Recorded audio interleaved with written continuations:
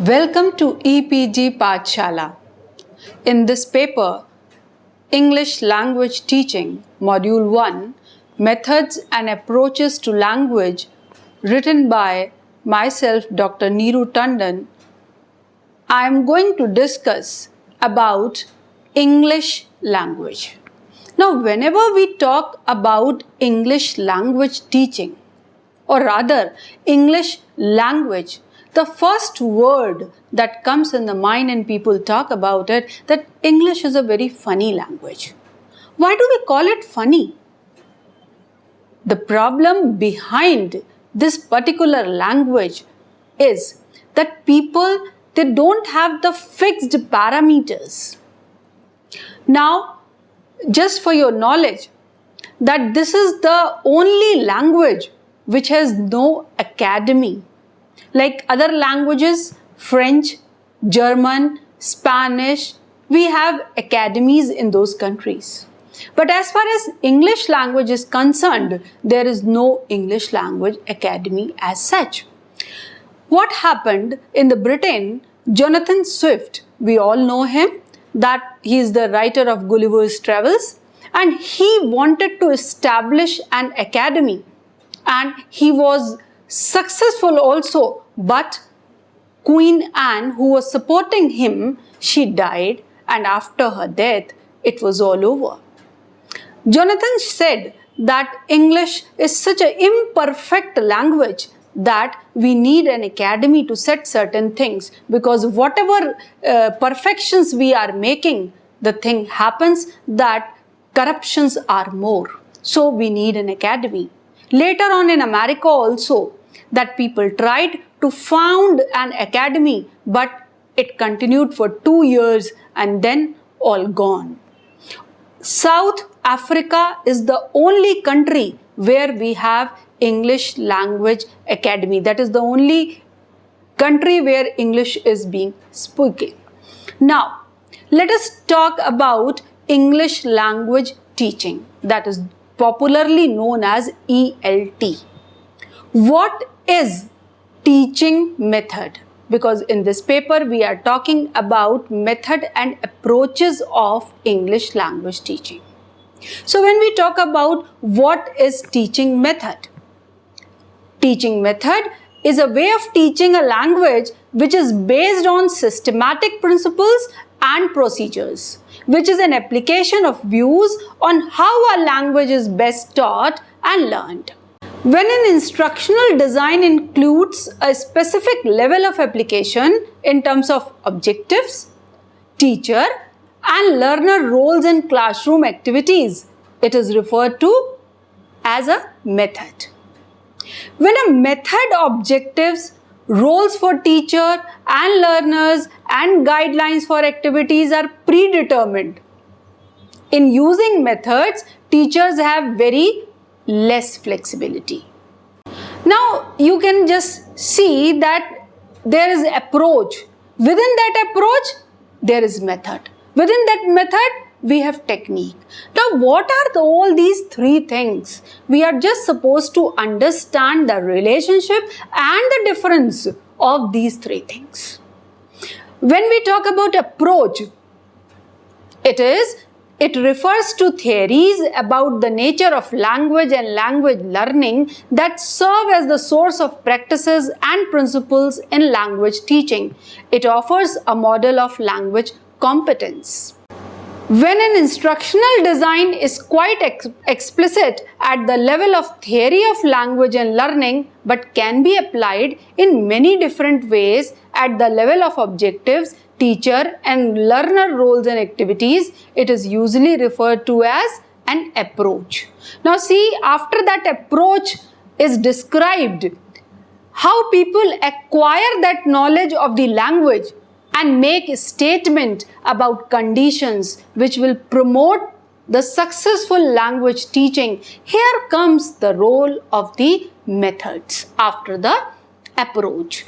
And when we talk about approach and methods, then there comes the role of procedure and techniques. Now, in each specific strategy that we use in the classroom, we can call it a technique. A technique cannot be prescribed. A technique is just takes the shape in the classroom itself.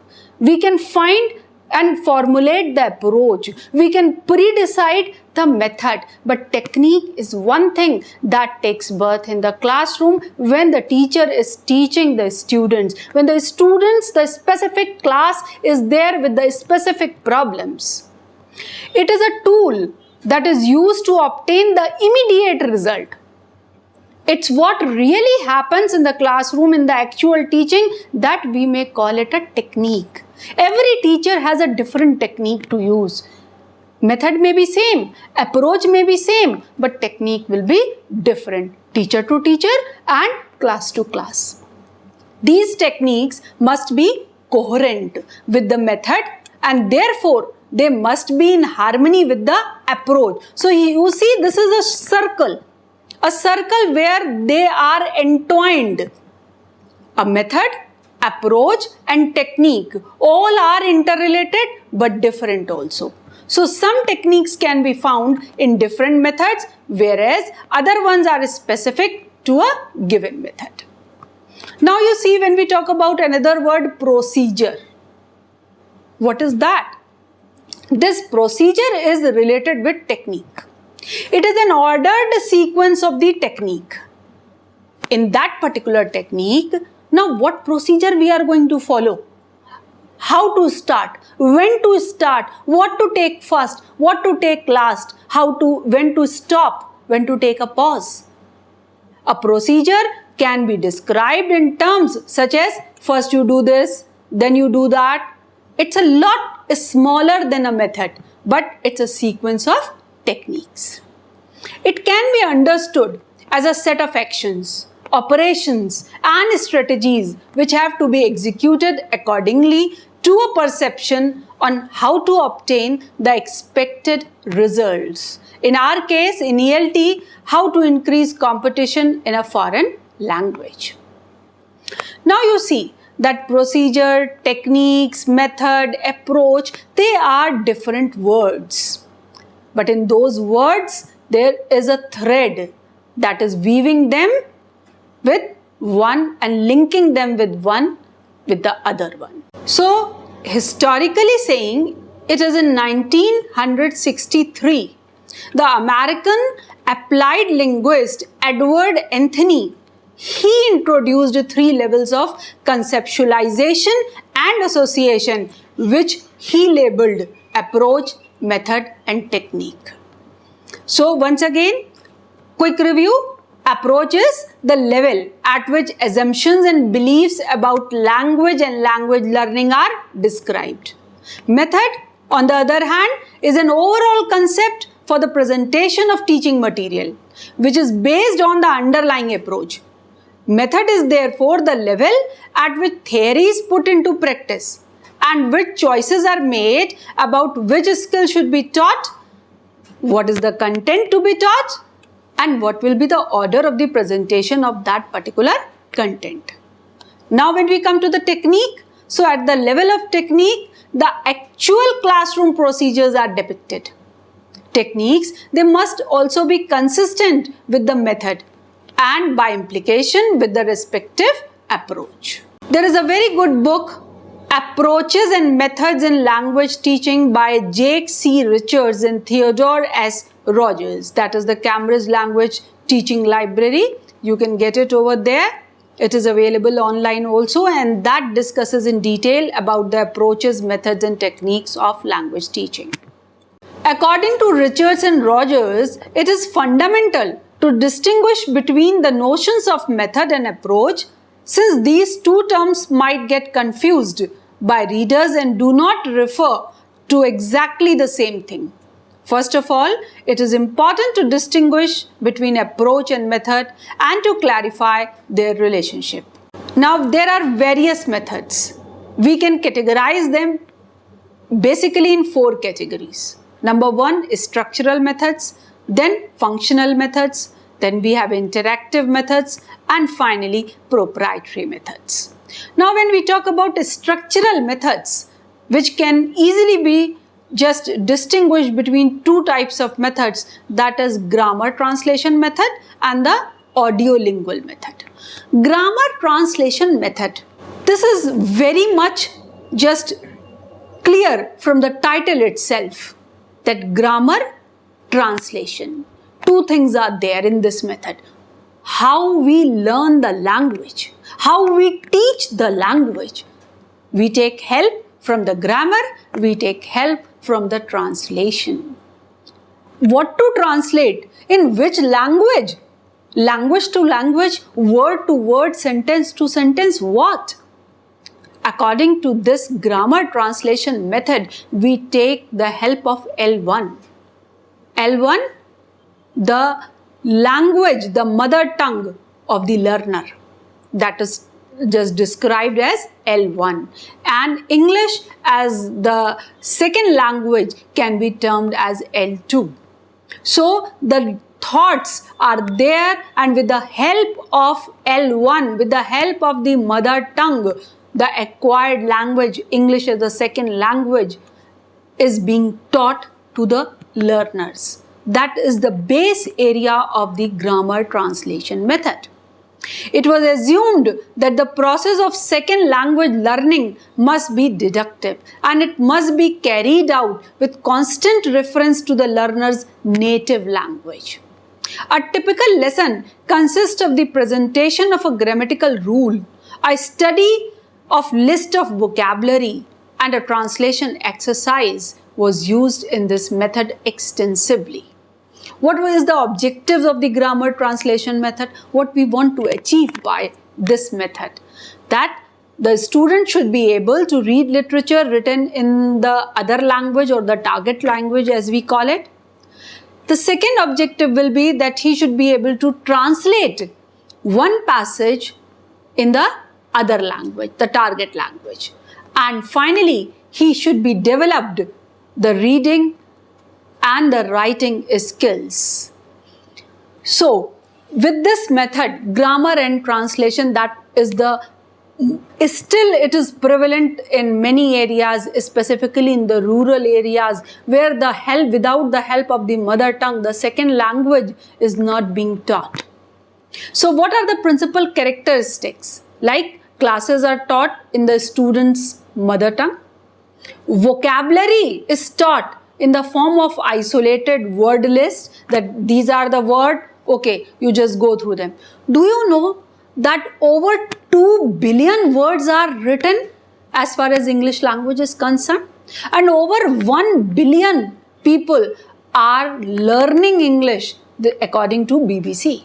So, such a great number of learners and over 2 billion words, it sounds bizarre. How difficult it is.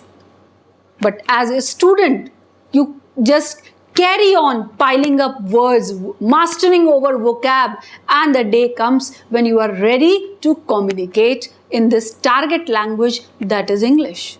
And once you do it, it becomes so easy. But just at the forefront, it sounds difficult. Through this method, elaborate explanations of grammar are always provided. Reading of difficult text is begun early in the course of a study. Okay, this is the rule of this thing, this is the verb, this is the noun, how you should put the sentence construction. So all rules are there. And with the rules, there are exceptions. So when the child learns, crams those rules, but the time when he is there to speak, when he is there to communicate, when he is there to write, he forgets. He forgets how to apply that. So grammar translation method, that is the weakness, that the procedural part is less. Little attention is paid to the content of the text. Often, the only drills are exercises in translating disconnected sentences. Little or no attention is given to pronunciation. So the language, we all know that there are 4 parts. LSRW. So that pronunciation part is again very, very important to give you the feel of the language. If you want to acquire the language, you should be very well aware of the nuances of the language. You should be friendly with the sounds of the language. So that is the problem with the grammar translation method when it teaches you only how to do it, how to translate it, how to just understand whatever is being said in the other language.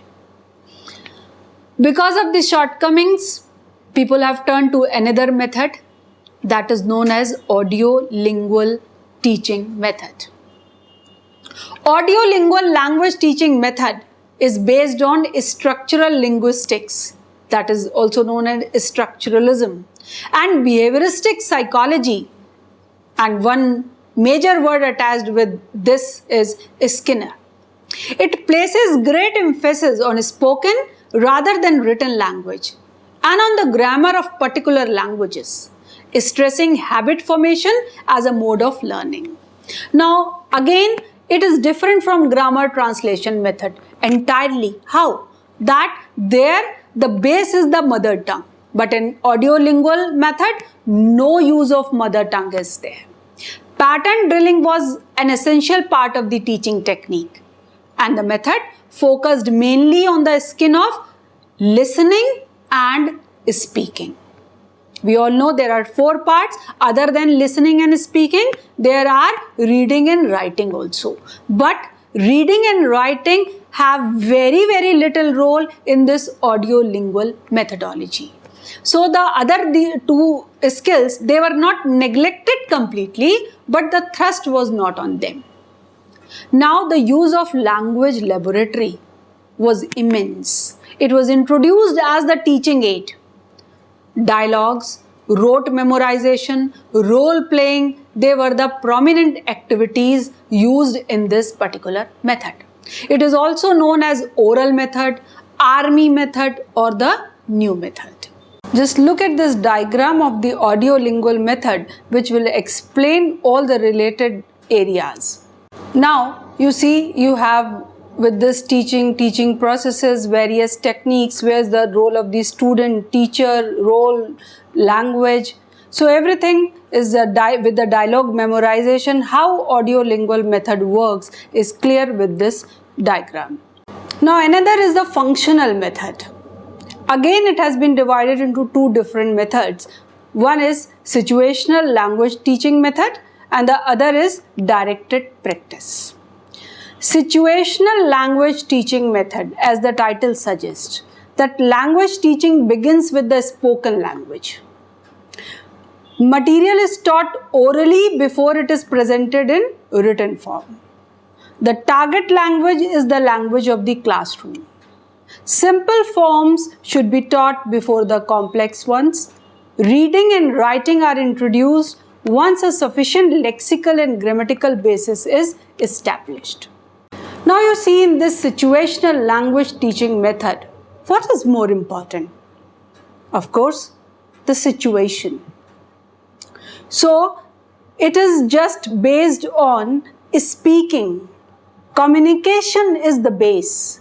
That a student should be able to speak the language first. If he is not in the condition to read or write, even then through this method, which has emphasis on speaking, the language is being taught. And after that, another method related with it is directed practice. It is that part of learning that occurs immediately after instructions. There are 2 different types of practice, directed and independent. Directed practice takes place under the watchful eyes of the teacher, instructor, classroom aide or tutor, parent, therapist, whatever you may call. The purpose of the directed practice is to ensure that the student is not learning to make errors, because at the time he is learning, his errors are being removed as they apply the concept or operation to examples which are not included in the teaching set. So it is just the aid where teacher is just using that aid and the main person is the helper over there. It is devoted to developing accuracy by systematic methods. Other methods are like interactive methods. Here we have direct method, the series method, communicative language teaching, language immersion, silent way, community language learning, Suggestopedia, total physical response, and teaching proficiency through reading and storytelling. Now, one by one, let us talk about direct method first. Direct method of English language teaching is teach the language, not about the language. Just understand it again. Teach the language, not about the language. Directly come to the language. Teach the language. No need to teach the grammar first or the base first. Teach the language. And the person should be in the position to communicate after learning. No translation. No use of native language. No use of mother tongue. So, direct method, which is also known as natural method, phonetical method, anti-grammatical reform method, is applicable in various places. It is named direct. Why? Because meaning should be connected directly with the target language. Without translation, no use of native language, and it was believed that language could be learnt only through demonstration, practice. Instead of explaining the grammatical rules, instead of taking help from the translation method, instead of hearing through audio-lingual methods, students must be stimulated to use language logically and freely so that they just learn and bring the grammar on their own. So once again, just to repeat, what is the direct method? Do not give rules. Make them figure out the rule. Now teaching points are introduced orally. Both speech and listening comprehension are taught. Learning by self-correction. The syllabus is based on situations or topics. Contextual topical teaching is there. Correct pronunciation is emphasized. Because when you just pronounce it correctly, then the feelings are expressed. Then you can just express the thoughts in the way that you want to. So students should learn to think in the target language. It's not like the other one that you think in the native language, then translate it inside and then speak, because the process is slow that way. And the purpose of the language learning is just one, that is communication.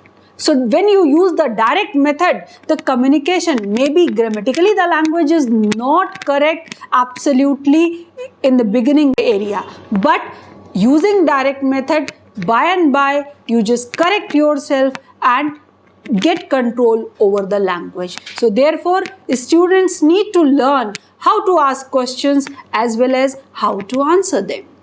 Next method is known as the series method.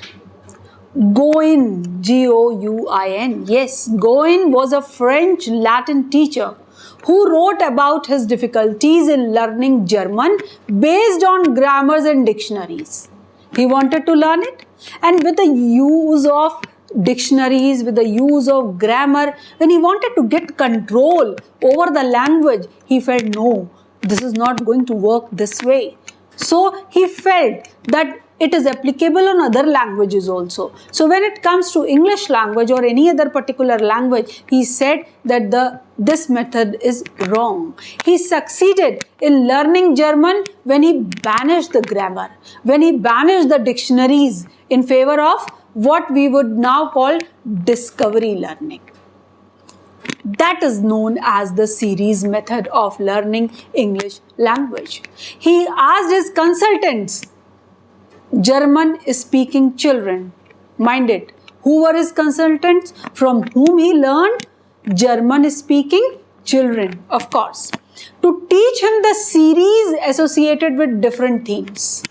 The plant, the bird, etc. So Guin, when he was learning this language through this method with the help of the children, he found that when he banished this dictionary, use of rules, and just he was talking to children about different set of situations, and he said themes, the approach he advocated, he said that it was easier to learn the language. So it is more important to learn sentences to speak than learning words first. That verbs are the key elements in sentences, and the sentences are more easily learned when they form a narrative. What he meant by that you must have a context to learn a language. Don't just learn words and try to make sentences out of it. Just learn the words in that particular sentence, how that word, what role the word is playing in that particular sentence. That is known as the series method. We have another method known as the communicative method. Communicative method does not teach about language. Rather, it teaches language, the same thing that we discussed earlier also. It seeks to recreate real life situation, social situation, functional situation in the classroom to guide students towards communication or just having their communicative competence. The linguistic accuracy that was deemed so essential in grammar translation method or the direct method or the other approaches is a mere triviality in the communicative method. The only function is that whatever I want to convey, it should be conveyed. The speaker, what he feels should be conveyed to the listener. So that is the base aim of the communicative method. Teachers no more disturb or harass their students by demanding to be perfect in whatever they are saying, that the grammar should be perfect or the intonation should be perfect. No, the communication should be perfect. That was the main aim. Noun, verbs, direct object, they will be corrected later on. Instead, they guide them to second language proficiency by employing the 3 P's. What are these 3 P's? First is P for presentation, P for practice, and the third P stands for production. So presentation, practice, and production. Now, language immersion is a method of teaching second language in which the learner's second language, we refer it as L2. It is the medium of classroom instructions. The main purpose of this method is to foster bilingualism. What is bilingualism? That the command over 2 languages and learning the second language, taking help from the first language. So you are the person who is bilingual, can read and write and speak both the languages with command. Another way of teaching English language is the silent way. The silent way, as the name of a method of language teaching devised by Slab Gittengo, a teacher of mathematics. Yes, he was not a language teacher. He was not the English teacher. He was the teacher of mathematics. This method shares the ground with other theories and educational philosophies. The primary precept of this theory was teaching must be subordinate to learning. The thrust area should not be teaching. Thrust area should be learning. Learner is more important. How he is learning and where he stands, how much he knows and how much more he is supposed to know. That is more important. So as it is implied in the silent method, the teacher is almost silent. Learners, they do the talking, whether right or wrong, whether just corrections are being made by themselves or they are just learning where they are wrong. So learners can be in control of what he wants to say. Mother tongue is not at all used. So just remember these three things to understand the silent way. Tell me and I forget. Teach me and I remember. Involve me and I learn. So in this silent method, learner is involved in the process of learning. He is learning by doing. So this is the silent way. Teacher is there. He is observing things, but he is not instructing after everything. So that is the silent method of teaching English language. Now, community language learning. Charles Curran developed community language learning in 1972. It dispensed with the hierarchical student-teacher relationship and adopted a counselor-client relationship. Now, teacher is the counselor and student is the client. The idea was to eliminate any sense of challenge or risk-taking from the emotionally delicate client, which theoretically would free her to learn a second language without really trying. Now, in this method, that when there is a relationship of a student and teacher, now the student, if he wants to contribute something, even then, he is totally dependent upon teacher. His parameters are just set by teacher. He will not try to go beyond them. He will not try to put something on his own. But when it is just changed into client, the role of the client is different. The teacher is the counselor. Whenever client needs, counselor will help. So there is no emotional burden. Counselor would translate and gently facilitate all learning activities. We'll see that Stephen Krashen further developed this thinking during 1980s. In terms of second language acquisition, certain affective factors in the student's psyche may cause a mental block that prevents input from reaching the language acquisition device. Let us talk about one more technique known as Suggestopedia. Suggestopedia is a method developed by the Bulgarian psychiatrist educator Georgy Lozanov. It is a specific set of learning recommendations and principles of joy and easiness. Language learning should not be a burden. It should be a matter of pleasure. In this method, learners are suggested to overcome fear of uncertainty. It is the pedagogic application of suggestion and helps learn identify the hidden reserves of talent and grey regions of the mind. In this method, the learners listen to soothing music. They shall close their eyes and they are given new identities. What is the purpose of this method? Forget everything.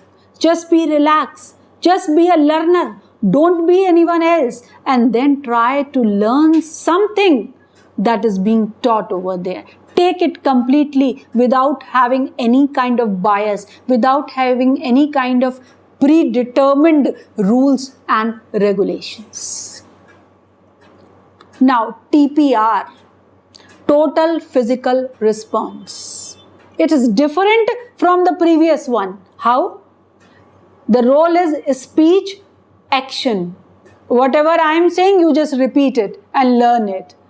You should be in the positive mood. Teacher plays the active and direct role. The whole sole responsibility is on the teacher, that he should teach the right thing, right method, everything. A student is just the listener and performer by imitating.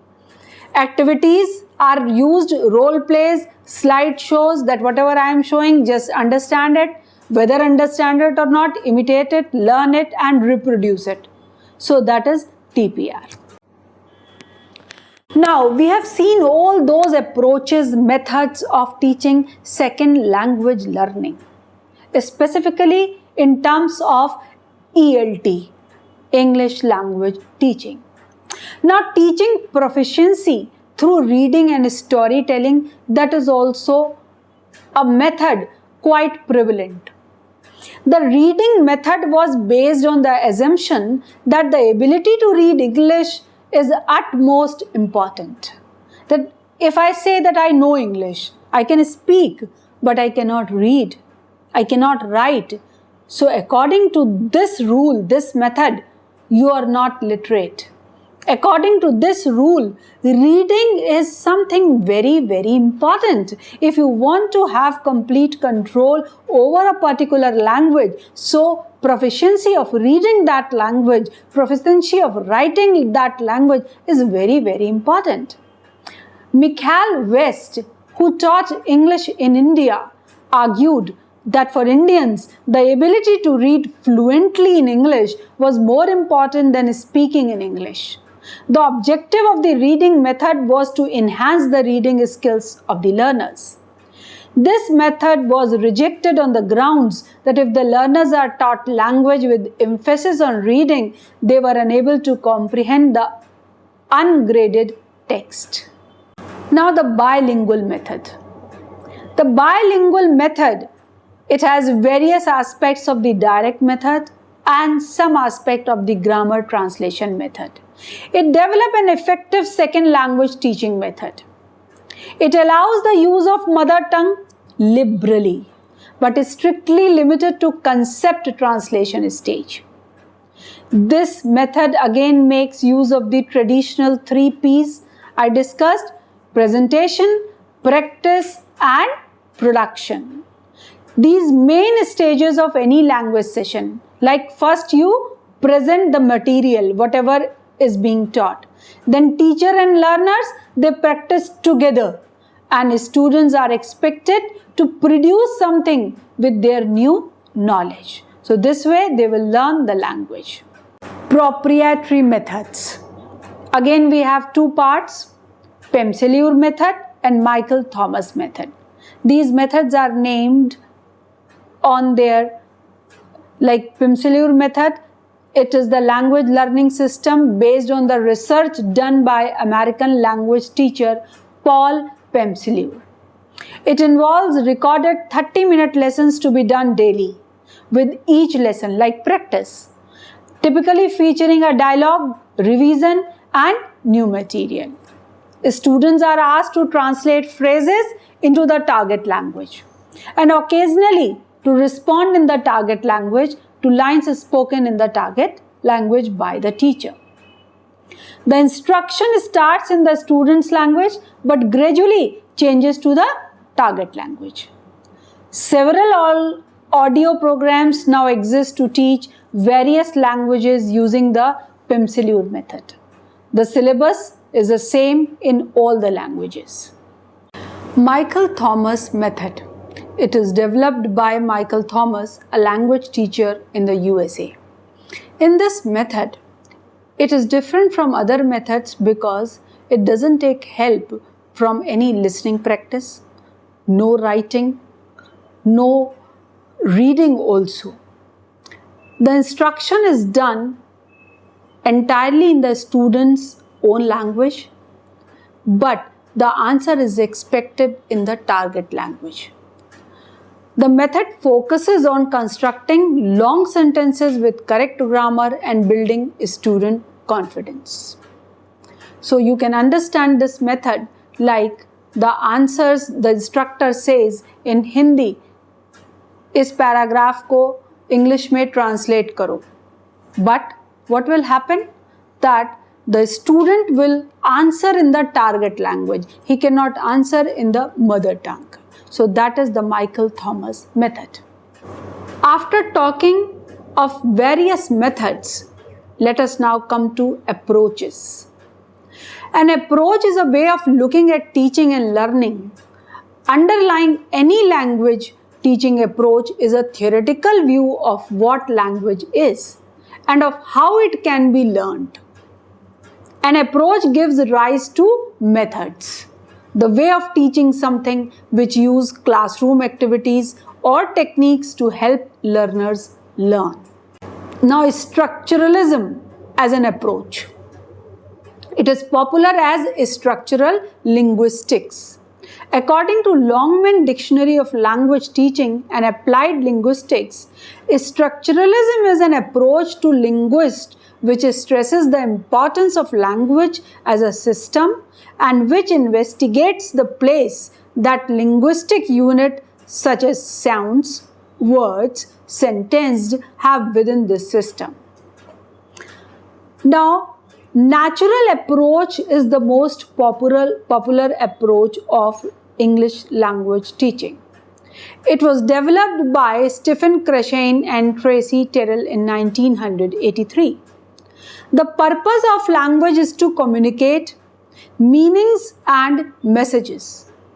It can be achieved simply by learning the lexicon of the target language. Krashen and Terrell, they felt that the initial silent period should be honored.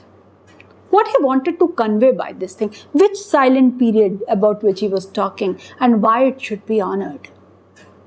You can just understand it in the context of L1. When a small child, young child, he listens. He takes good 2 years or so after listening to speak. And how he speaks? Few words. Then try to add connectors. And after connecting, he starts making sentences. And then fluency comes. We take this process as natural process when it comes to L1. Any native language. In case of child. But when the same thing happens in case of L2, second language acquisition, we are not ready to wait for that. So that is the point being made by Stephen Krashen and Tracy Terrell. They said that initial silent period when the listening part is being done, understanding part is being done, that should be honored until students begin to speak naturally. That is when speech in the target language emerges of its own accord. Textbooks are not used, and it is the teacher's responsibility to make the classroom experience enjoyable and unchallenging. In this natural approach, the teacher plays the role of actor and prop person, and students play the role of guessers and immersers. Students are encouraged to express their thoughts, opinions, and feelings in the target language. The teacher speaks only in the target language, but students are permitted to use their native language as well, but they are supposed to communicate properly. Another approach is the Notional-Functional Approach. It was developed in non-academic context. In the 60s and 70s, many European countries were experiencing an upsurge on the economic front. The migrant community of labor was in dire of local language. The conventional methods of language learning did not produce the desired outcome. So, this notional-functional approach, where the only thing was to understand the language and convey and understand what the other person is saying, that was the thrust area. Now, the lexical approach in language teaching refers to one derived from the belief that the building blocks of language learning and communication are not grammar, functions, notions, or some other unit of planning and teaching, but lexics, that is, words and word combinations. This lexical approach tells us that by learning words and word sentences, only you can just grasp the language, can understand the meaning. Another approach is known as the oral approach and situational language teaching. In it, the learner has to listen and he has to repeat. The teacher has the control of the content. It means what to teach, what not to teach, what the student is supposed to repeat after him, all will be decided by teacher. Language learning becomes the habit formation. Every morning you come and say, "Good morning, teacher." Whether you understand its meaning or not, it will become your habit to say good morning and you will learn good morning. So that is the oral approach and the situational language teaching. It is useful for beginners, but not after that. It puts emphasis on grammar and pronunciation because oral approach cannot maintain anything without these two things. Now CLT. CLT in ELT, that is a phrase. Communicative language teaching in English language teaching. It aims to make communicative competence the goal of language teaching and to develop procedures for the teaching of the 4 language skills LSRW: listening, speaking, reading and writing, and thus acknowledge the interdependence of language and communication. Suppose I want to communicate. What is the first thing I need? Language. If I know the language, what I am doing with that language? I am communicating. Otherwise, what is the use of language? So, this approach tells us that language and communication, they are entwined, interdependent. Language aim is communicate and communication needs language. So it is more an experience approach or learning by doing. So it needs contextualization, that is the social culture. Whenever you need language and communication, you should be aware of your social surroundings, you should be aware of the context or the culture of that particular area. It is learner-centered and experience-based. Meaning is paramount. Group and pair work and interaction between students makes it a successful approach. Now, cognitive code approach. This is based on Gestalt psychology and transformational grammar. It uses various sub-skills, that is listening, speaking, reading, writing, and sound discrimination. Pronunciation of specific elements, distinguishing between letters that are similar sounding in appearance or in the sound, so on. And they are learned before the student participates in real communication activities. Although research advises second language acquisition precedes second language learning, cognitive code approach emphasizes content over the form. Phonemes are learned before words, words before phrases and sentences, simple sentences before complicated ones. So what it tells, first you learn words. When you understand the word, when you understand its meaning, then learn phrases using those particular words. Now you have control over the phrases, you can use them according to the situation. Now you start using sentences with the help of the phrases, and with the sentences, now you have the authority to communicate properly. So that is again the series method. Now, comprehension approach. Suppose we read something. What is the meaning of that reading if we cannot comprehend? Comprehension, understanding of the text is very, very important. The name Comprehension Approach comes from the title of a book edited by H. Winitz, The Comprehension Approach to Foreign Language Instruction, which was published in 1981.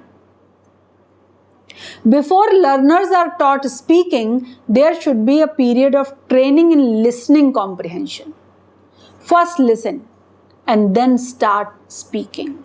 Listening is important because by listening, you will not only be acquainted with the language, but you will train your ears to understand a particular thing. You will be just acquainted with the sounds of that particular language.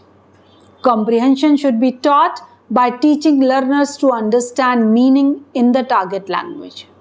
The learner's level of comprehension should always exceed their ability to produce language.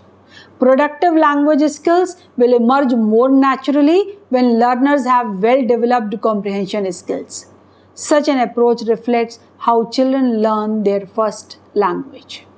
According to Rivers, an eclectic approach allows language teachers to absorb the best techniques of all the well-known language teaching methods into their classroom procedures, using them for the purposes for which they are most appropriate.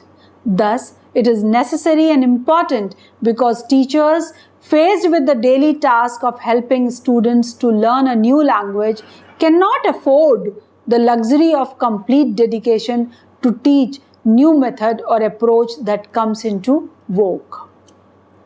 So that's it. The future is always uncertain. We have seen historically that so many approaches have come forward. People, they are coming again and again with various researches. They are coming up with various notions, various approaches, various methods. And other than these methods and approaches, when the particular teaching comes, that is the thing between teacher and the student in the classroom, and then the teacher uses techniques.